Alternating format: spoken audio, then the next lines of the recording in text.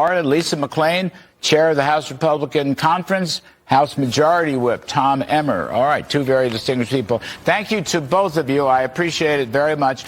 I want to play some tape from one of the things President Trump said last evening. Take a listen, please, and then we'll come back to it. If they don't make their product in America, then very simply they should have to pay a tariff, which will bring in trillions of dollars into our treasury from countries that never paid us 10 cents. It's time for the United States to return to the system that made us richer and more powerful than ever before. Instead of taxing our citizens to enrich foreign nations, we should be tariffing and taxing foreign nations to enrich our citizens. Does that make sense, right? All right. That's not the tape that I thought they were going to play, but that's the tariff tape, okay? I want to ask you, Ms. McClain, were you surprised at his tariff statements? Steel, aluminum, copper, and there'll be a universal baseline. I don't think he defined it, but it'll be at least 10%. What do you think of that? I wasn't surprised. President Trump has been on the campaign trail. Now he's in office. And different than the previous president, President Trump tells you what he's going to do, and his actions actually match his words. So, no, I wasn't surprised at all. You know, Tom Emmer, I think it's interesting. I happen to favor the baseline tariff, okay? Wall Street is crazed about it, but I don't care what they're crazed about. I happen to favor the baseline tariff. Just think of this for a second. A 15% baseline tariff, 10 could be 15%, could finance a 15% corporate tax. How about that? That'd be pretty cool. So maybe even throw in a 15% capital gains tax cut, as my friend Steve Forbes have been pushing. So there's a certain consistency to this. You know, tax them, we'll give it to them, tax cuts here. What do you make of that, Mr. Emmer? Well, again, I'm going to agree with Lisa. The president talked about this throughout his entire campaign, Larry. Now he's in office, and he's going to move forward with it. And we've got to start looking at things differently, right?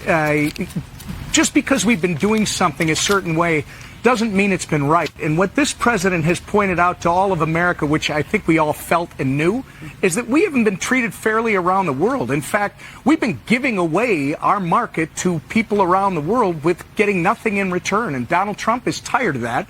This is part of his America First policy. He actually wants to take care of this country and its citizens first, and then we can worry about the other stuff. Well, he made such a strong statement with the recalcitrant president of Colombia. You know, tariff diplomacy, it's a very important weapon, and I think nobody practices it better than President Trump. Now, we were going to play a slightly different tape, but I'll just read it real quick.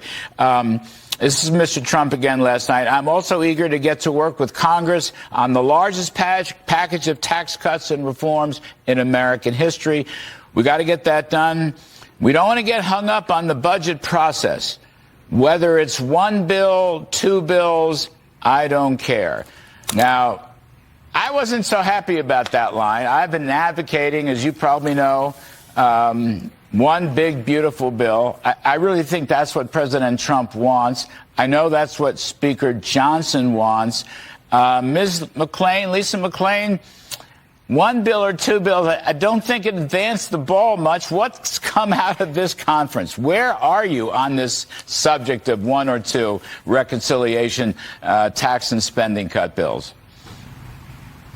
Well, I think if you go back to last night, I think the point President Trump was trying to make is I just want to deliver results for the American people. He is giving the House and the Senate latitude to do whatever we need to do to get those results for the Americans that actually put not only him, but all of us in office. So as the House stands right now, we're still pretty strong on one bill. Yes. But at the end of the day, it's the result that matters, and that's what we're going to deliver. You know, Tom Emmer, last one, I'm running out of time like always, but you got a budget resolution coming up, you can do it. Just extend all the tax cuts, for heaven's sake. Just extend them and get the spending cuts in there and the border closing, and we'll all be happy, you know, live on forever. I mean, I don't know. I don't want this to be any harder than it needs to be, sir.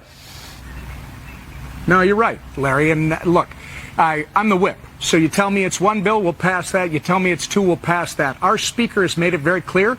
We're going to do one bill. We're going to come back into Congress next week. They'll mark up the budget resolution. Oh. People should not overthink this. Right. We'll pass it the week after that. And guess what, Larry? We'll stick with this very aggressive plan to have reconciliation done with all those tax extensions, permanency, etc., by the end of March so we can be voting on it in the House in the first half of April. We do that, the American public is going to be very pleased. And you know what?